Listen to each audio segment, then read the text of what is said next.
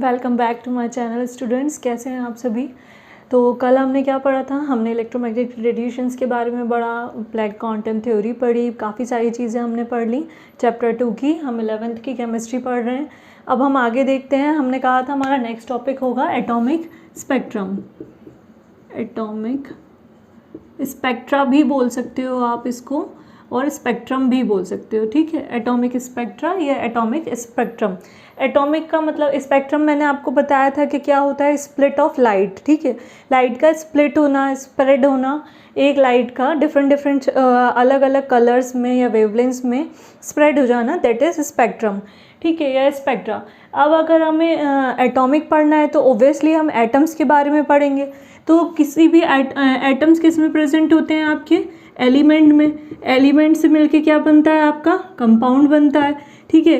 तो यही अब आपको पढ़ना है, मतलब जो एटॉमिक स्पेक्ट्रम में क्या करोगे आप, कोई भी एलिमेंट ले लोगे, कोई भी कंपाउंड ले लोगे, इसके ऊपर आप क्या करोगे, लाइट का एमिशन करवाओगे। तो उससे जो आपको मिलेगा स्पेक्ट्रम या स्प्लिट ऑफ लाइट, तो उस फिनोमेना को बोला जाता है एटॉमिक स्पेक्ट्रा। एटॉमिक स्पेक्ट्रा जो है वो 2 टाइप से है। कितने टाइप से है, 2 टाइप से। पहला है एमिशन स्पेक्ट्रम, सेकंड है एब्जॉर्प्शन।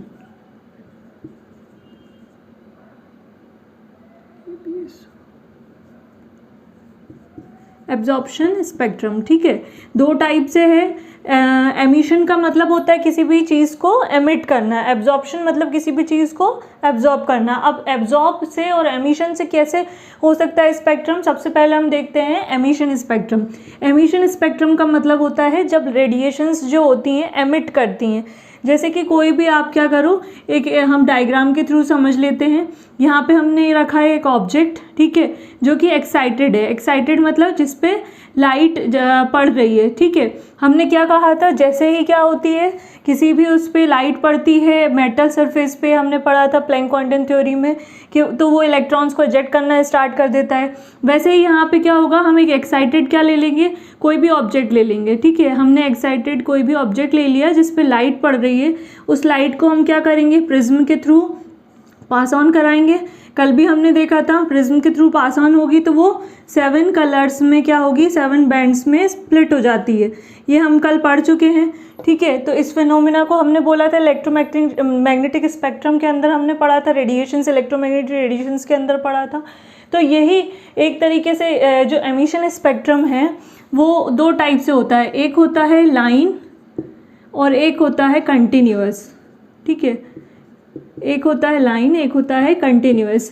जब आपको क्या मिले, जब आपको लाइन के फॉर्म में इस तरीके से लाइंस मिलती हैं 7 कलर्स की, विबग्योर जिसका एग्जांपल है, विबग्योर मैंने बताया था 7 कलर्स में मोनोक्रोमेटिक लाइट जो होती है वो क्या होती है, स्प्रेड हो जाती है। तो जब ये मिलती हैं, विबग्योर मिलता है आपको, तो क्या होता है, ये लाइन स्पेक्ट्रा कहलाता है। मतलब इसमें क्या होती हैं, एक दूसरे की जो रेडिएशंस, ये जो रेज आ रही हैं, ये स्प्लिट हो रही हैं, ये एक दूसरे को ओवरलैप करती हुई आपस में अलग अलग 7 कलर्स की बैंड्स दे रही हैं, जिनकी जो वेवलेंथ है वो डिफरेंट है और फ्रीक्वेंसी भी डिफरेंट है।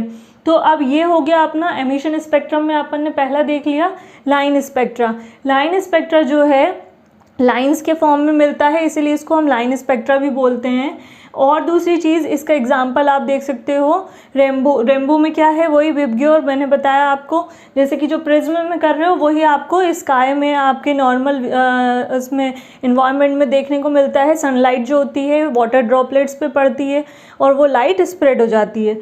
तो ये हो गया लाइन स्पेक्ट्रा। अब कंटिन्यूअस स्पेक्ट्रा में आते हैं। कंटिन्यूअस स्पेक्ट्रम में क्या होता है, सेम यही फिनोमेना होता है, लेकिन कंटिन्यूअस में क्या होता है, कंटिन्यूअस में जो लाइंस होती हैं वो एक दूसरे को ओवरलैप इतनी ज़्यादा कर लेती हैं जिसकी वजह से वो मतलब क्या होती हैं, डिवाइड नहीं हो पाती हैं, मतलब उनके हम कलर्स को डिफाइन नहीं कर पाते, तो उसको हम बोलते हैं कंटिन्यूअस स्पेक्ट्रा। अब इसके बाद आते हैं हम अपने एमिशन सेकंड वाले पे। सेकंड हमने क्या बताया था, एब्जॉर्प्शन। एब्जॉर्प्शन में कोई भी चीज़ क्या होगी, एब्जॉर्ब होगी। एब्जॉर्प्शन स्पेक्ट्रम में आ जाते हैं, ठीक है। एब्जॉर्प्शन स्पेक्ट्रम में क्या करेंगे, वही हम एक्साइटेड ऑब्जेक्ट ले लेते हैं कोई भी, ठीक है। ये आपका ऑब्जेक्ट हो गया, कैसा है, ये भी एक्साइटेड है, ठीक है।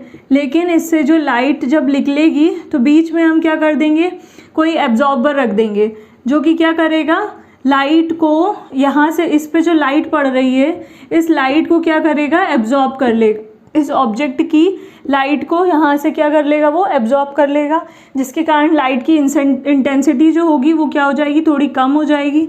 फिर हम इसको प्रिज्म से निकालेंगे, फिर प्रिज्म से जब ये निकलेगी तो प्रिज्म से निकलने पर ये ज़्यादा स्प्रेड नहीं हो पाएगी, मतलब एब्जॉर्ब होने के कारण यहाँ पे जो हमें बैंड्स मिलेंगी या लाइंस मिलेंगी वो कैसी मिलेंगी, डार्क कलर की मिलेंगी, जिसके कारण लाइट की इंटेंसिटी, आपकी जो रेडिएशंस की वेवलेंथ और फ्रीक्वेंसी रहेगी वो बहुत कम उसकी रहेगी, या डार्क अलग ही तरीके की मिलेगी हमें, मतलब डिफरेंट कलर्स नहीं मिल पाएंगे। तो ये होता है आपका एब्जॉर्प्शन स्पेक्ट्रम। ये इसका एग्जांपल आप ले सकते हो, जैसे कि सोडियम है, सोडियम को क्या करो, सोडियम एक क्या है, सोडियम ले लो आप, और कैसा ले लो, वोलेटाइल ले लो, ठीक है। उसके ऊपर क्या करो, लाइट को स्प्रेड कराओ। वोलेटाइल का मतलब आपको पता ही है, जिसकी वेपर्स बन जाती हैं। वो सोडियम लिया, सोडियम को वोलेटाइल, उसके ऊपर लाइट का जब एमिशन हम कराएंगे तो वो क्या करेगा, कुछ अमाउंट में लाइट को एब्जॉर्ब कर लेगा और फिर क्या करेगा, बैंड्स बनाएगा। बैंड्स कैसे बनाए उसने, 2 कलर के बनाए। ये 2 कलर के बैंड्स जो हैं ये जनरली येलो कलर की देते हैं, 2 मतलब वेवलेंथ्स की अलग अलग, आप मतलब ये मैं सोडियम का एग्जांपल आपको बता रही हूँ, 2 वेवलेंथ्स की इसने अलग अलग येलो कलर की हमें लाइट बैंड दी है। एक 586 कुछ की थी नैनोमीटर की, एक 586.9 समथिंग नैनोमीटर की थी। तो ये इस तरीके से एब्जॉर्प्शन स्पेक्ट्रा का एग्जांपल है। एक और चीज़ मैं बता देती हूँ आपको, इम्पॉर्टेंट है कि जैसे जो स्पेक्ट्रम्स होते हैं इनका यूज़ कहाँ होता है, एब्जॉर्प्शन, एमिशन, इनका ज़्यादातर यूज़ नहीं देखा जाता है। एमिशन में जो लाइन स्पेक्ट्रा है, लाइन स्पेक्ट्रा का यूज़ किया जाता है आपका फिंगरप्रिंटिंग में। फिंगरप्रिंटिंग भी किसकी, हमारी फिंगरप्रिंटिंग के लिए नहीं यूज़ होता है। फिंगरप्रिंटिंग किसकी होती है, एलिमेंट्स की, मतलब जैसे कि सोडियम हो गया, पोटेशियम हो गया, कैल्शियम हो गया, ये सारे एलिमेंट्स अगर किसी जगह पे अवेलेबल हैं, प्रेजेंट है किसी लैब में, या हमें इनका पता लगाना है, इनके ट्रेसेस फाइंड आउट करने हैं, तो आप क्या करोगे, लाइन स्पेक्ट्रा का यूज़ करोगे थ्रू दी फिंगरप्रिंटिंग प्रोसेस, और इसके थ्रू आप डिटेक्ट कर सकते हो कि वहाँ पे कौन सा एलिमेंट प्रेजेंट है। तो ये कहलाता है आपका एटॉमिक स्पेक्ट्रम। अब इसके बाद हम देखेंगे हाइड्रोजन स्पेक्ट्रम। अब हम देखते हैं हाइड्रोजन स्पेक्ट्रा। हाइड्रोजन स्पेक्ट्रा नाम से ही क्लियर है कि जिसमें हाइड्रोजन गैस हो।